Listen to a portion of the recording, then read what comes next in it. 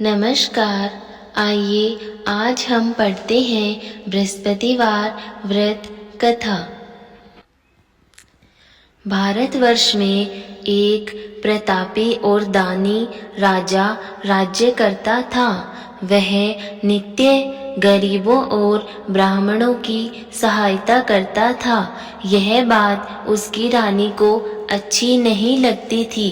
वह न ही गरीबों को दान देती, न ही भगवान का पूजन करती थी और राजा को भी दान देने से मना किया करती थी। एक दिन राजा शिकार खेलने वन को गए हुए थे, तो रानी महल में अकेली थी। उसी समय बृहस्पति देव साधु वेश में राजा के महल में भिक्षा लेने के लिए गए और रानी से भिक्षा मांगी। रानी ने भिक्षा देने से इनकार किया और कहा, हे साधु महाराज, मैं तो दान पुण्य से तंग आ गई हूँ। मेरा पति सारा धन लुटाते रहते हैं। मेरी इच्छा है कि हमारा सारा धन नष्ट हो जाए, फिर न रहेगा बांस और न रहेगी बांसुरी। साधु ने कहा, देवी तुम तो बड़ी विचित्र हो। धन संतान तो सभी चाहते हैं, पुत्र और लक्ष्मी तो पापी के घर भी होने चाहिए। यदि तुम्हारे पास अधिक धन है तो भूखों को भोजन दो, प्यासों के लिए प्याऊ बनवाओ, मुसाफिरों के लिए धर्मशालाएं खुलवाओ। जो निर्धन अपनी कुंवारी कन्याओं का विवाह नहीं कर सकते, उनका विवाह करा दो। ऐसे और कई काम हैं जिनके करने से तुम्हारा यश लोक परलोक में फैलेगा। परंतु रानी पर उपदेश का कोई प्रभाव न पड़ा। वह बोली, महाराज आप मुझे कुछ न समझाएं। मैं ऐसा धन नहीं चाहती जो हर जगह बांटती फिरूं। साधु ने उत्तर दिया, यदि तुम्हारी ऐसी इच्छा है तो तथास्तु। तुम ऐसा करना कि बृहस्पतिवार को घर लीपकर पीली मिट्टी से अपना सिर धोकर स्नान करना, भट्टी चढ़ाकर कपड़े धोना। ऐसा करने से आपका सारा धन नष्ट हो जाएगा। इतना कहकर वह साधु महाराज वहां से आलोप हो गए। साधु के अनुसार कई बातों को पूरा करते हुए रानी को केवल 3 बृहस्पतिवार ही बीते थे कि उसकी समस्त धन संपत्ति नष्ट हो गई। भोजन के लिए राजा का परिवार तरसने लगा। तब एक दिन राजा ने रानी से बोला कि हे रानी, तुम यहीं रहो, मैं दूसरे देश को जाता हूँ, क्योंकि यहाँ पर सभी लोग मुझे जानते हैं, इसलिए मैं कोई छोटा कार्य नहीं कर सकता। ऐसा कहकर राजा परदेश चला गया। वहाँ वह जंगल से लकड़ी काट कर लाता और शहर में बेचता। इसी तरह वह अपना जीवन व्यतीत करने लगा। इधर राजा के परदेश जाते ही रानी और दासी दुखी रहने लगी। एक बार जब रानी और दासी को 7 दिन तक बिना भोजन के रहना पड़ा, तो रानी ने अपनी दासी से कहा, हे दासी, पास ही के नगर में मेरी बहन रहती है, वह बड़ी धनवान है। तू उसके पास जा और कुछ ले आ, ताकि थोड़ी बहुत गुजर बसर हो जाए। दासी रानी की बहन के पास गई। उस दिन गुरुवार था। रानी की बहन उस समय बृहस्पतिवार व्रत की कथा सुन रही थी। दासी की बहन रानी का संदेश दिया, लेकिन रानी की बड़ी बहन ने कोई उत्तर नहीं दिया। जब दासी को रानी की बहन से कोई उत्तर नहीं मिला, तो वह बहुत दुखी हुई और उसे क्रोध भी आया। दासी ने वापस आकर रानी को सारी बात बता दी। सुनकर रानी ने अपने भाग्य को कोसा।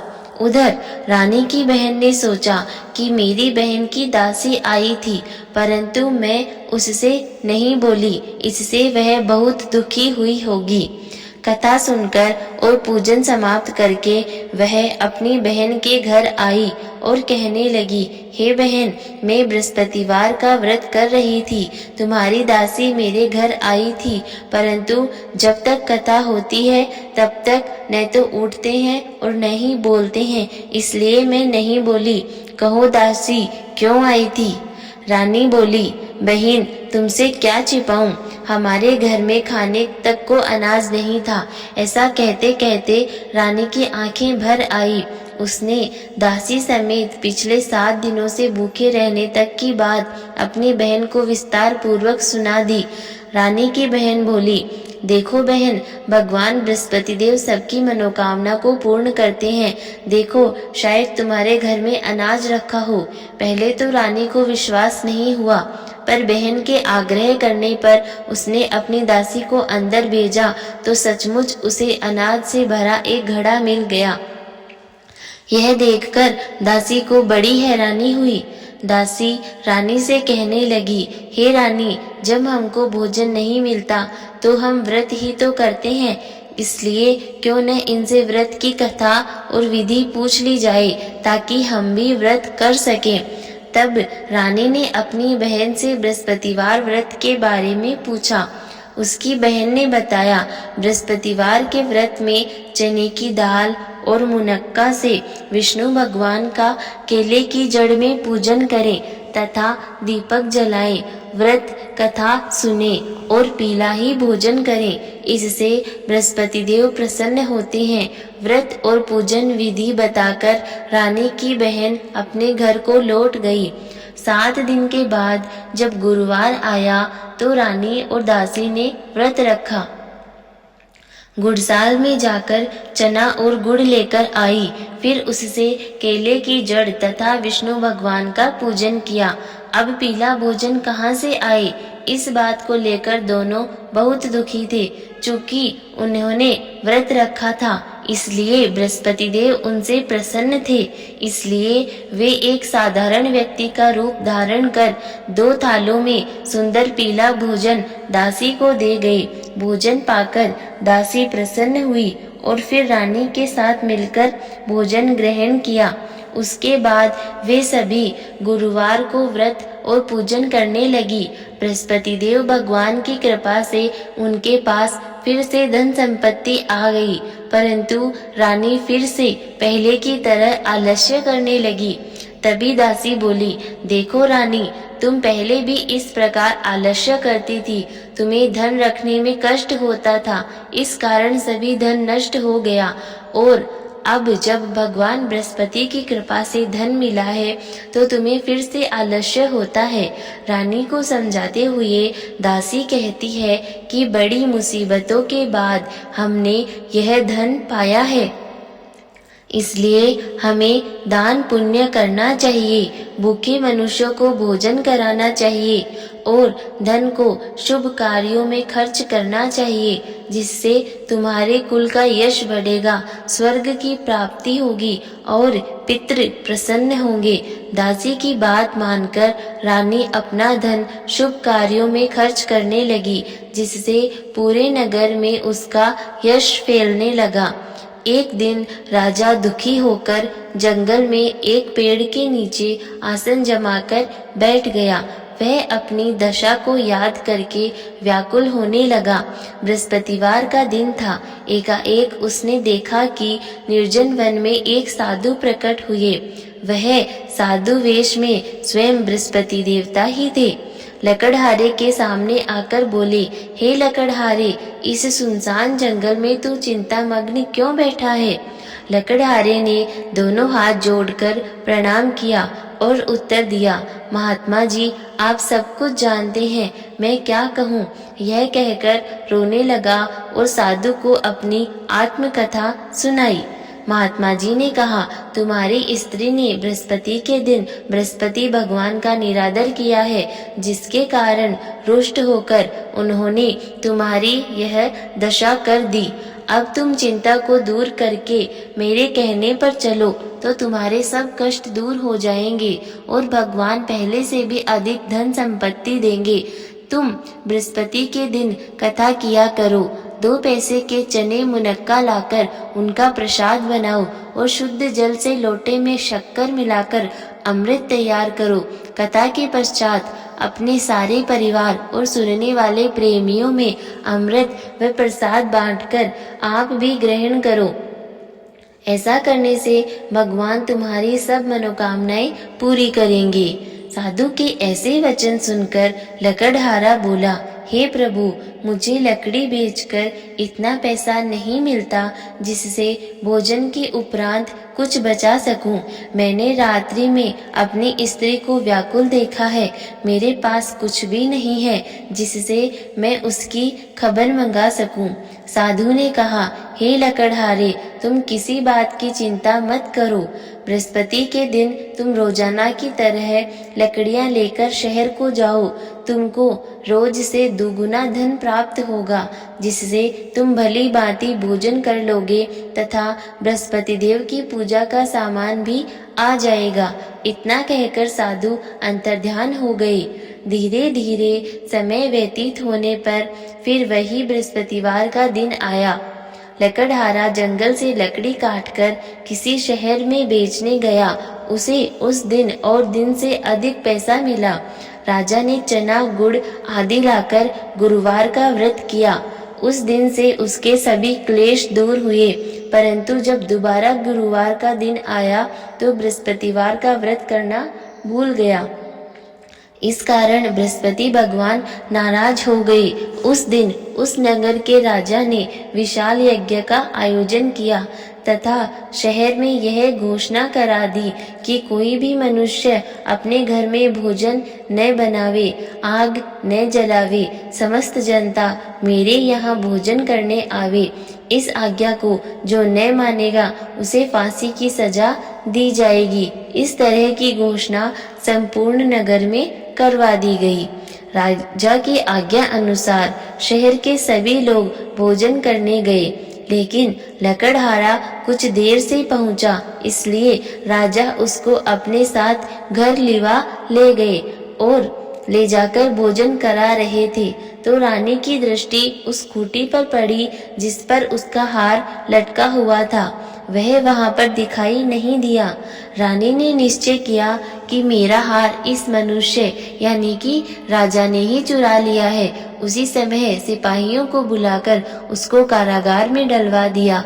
जब लकड़हारा कारागार में पड़ गया और बहुत दुखी होकर विचार करने लगा कि न जाने कौन से पूर्व जन्म के कर्म से मुझे यह दुख प्राप्त हुआ है, और उसी साधु को याद करने लगा जो कि जंगल में मिला था।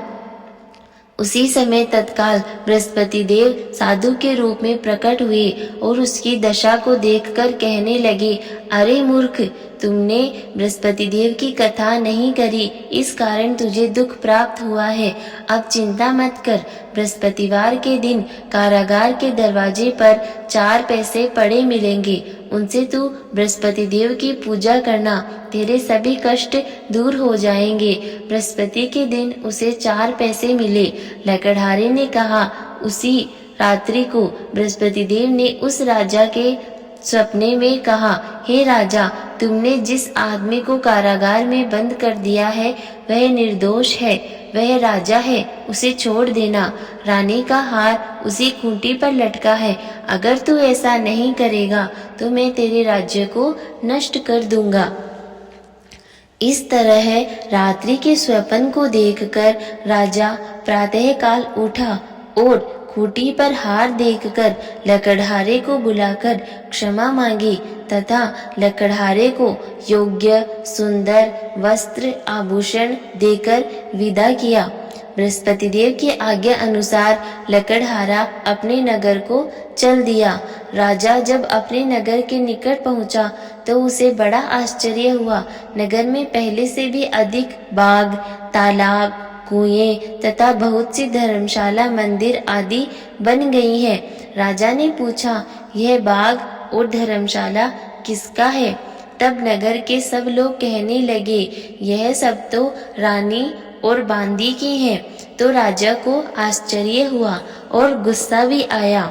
जब रानी ने यह खबर सुनी कि राजा आ रहे हैं तो उन्होंने बांदी से कहा कि हे दासी, देख राजा हमको कितनी बुरी हालत में छोड़ गए थे।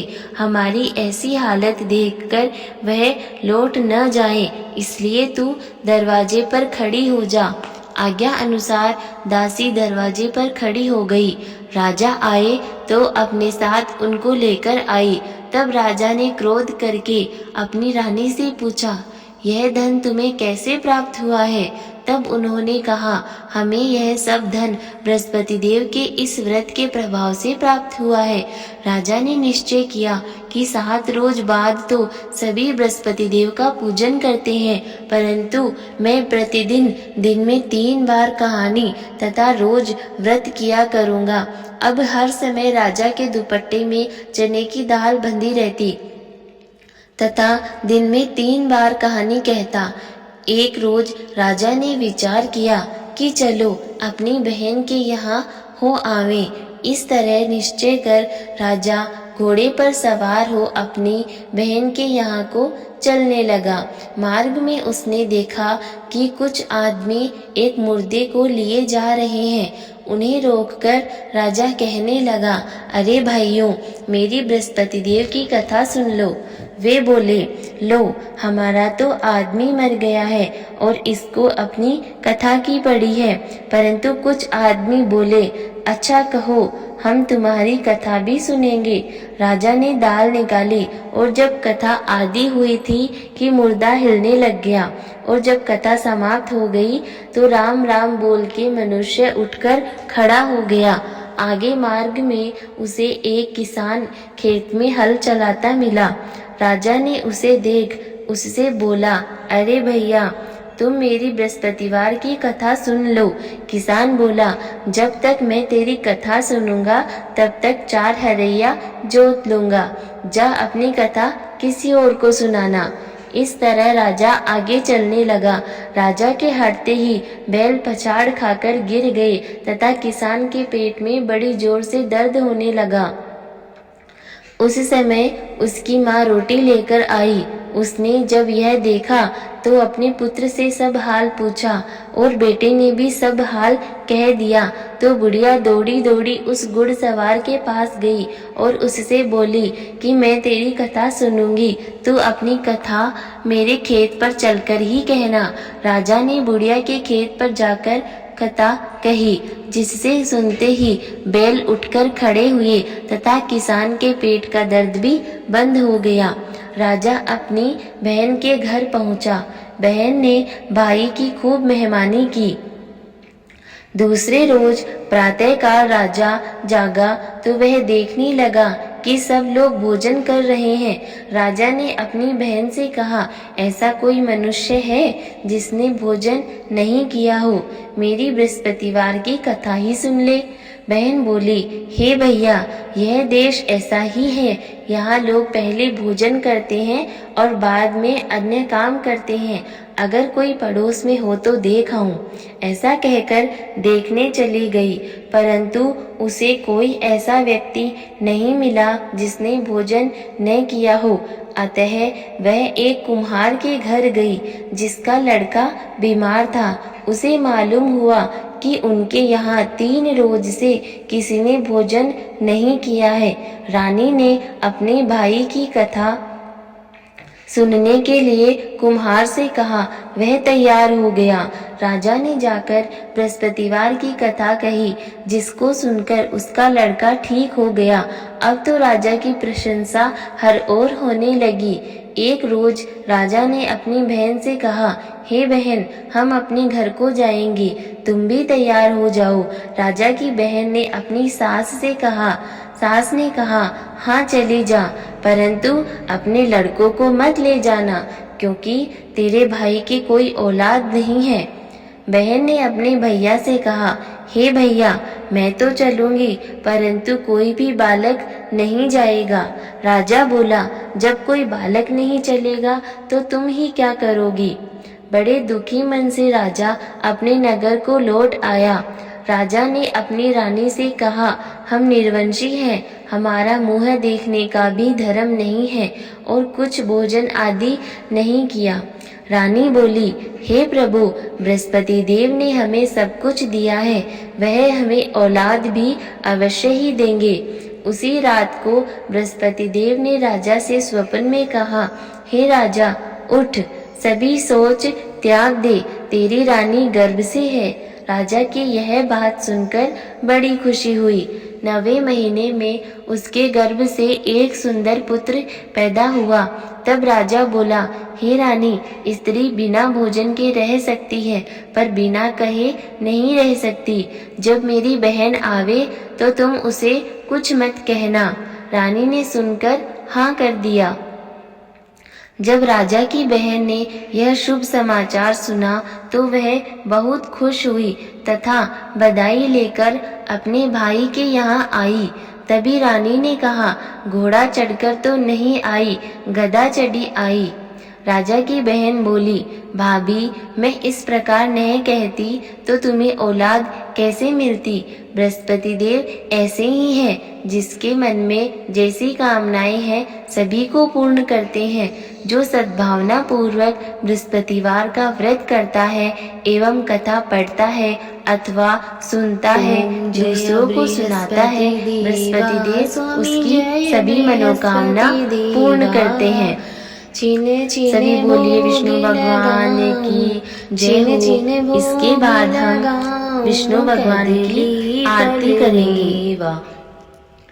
ओम जय बृहस्पति देवा, तुम पूर्ण परमात्मा, तुम अंतर्यामी हो स्वामी, तुम अंतर्यामी। जगत पिता जगदीश्वर, जगत पिता जगदीश्वर, तुम सबके स्वामी। ओम जय बृहस्पति देवा, चरणामत निज निर्मल, सब पातक हरिता हो स्वामी, सब पातक हरिता।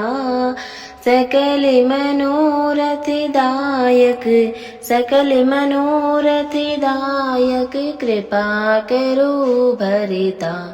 ओम जय बृहस्पति देवा, तन मन धन अर्पण कर, जो जन शरण पड़े हो स्वामी, जो जन शरण पड़े। प्रभु प्रकट तब हो करे, प्रभु प्रकट तब हो करे, आकर द्वार खड़ी। ओम जय बृहस्पति देवा, दीन दयाल दयानिधि, भक्तन हितकारी हो स्वामी, भक्तन हितकारी। पाप दोष सब हरिता, पाप दोष सब हरिता, भव बंधन हारी।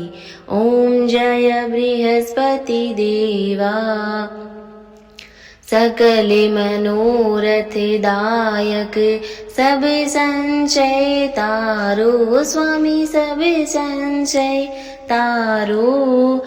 विषय विकार मिटाओ, विषय विकार मिटाओ, संतन सुखकारी। ओम जय बृहस्पति देवा, जो कोई आरती तेरी प्रेम सहित गावे हो स्वामी, प्रेम सहित गावे। ज्येष्ठानंद बंद सो सो, ज्येष्ठानंद बंद सो सो, निश्चय फल पावे। ओम जय बृहस्पति देवा। सभी बोलो बृहस्पति देव भगवान की जय हो। आपकी सभी मंगल कामनाएं परिपूर्ण हो। धन्यवाद।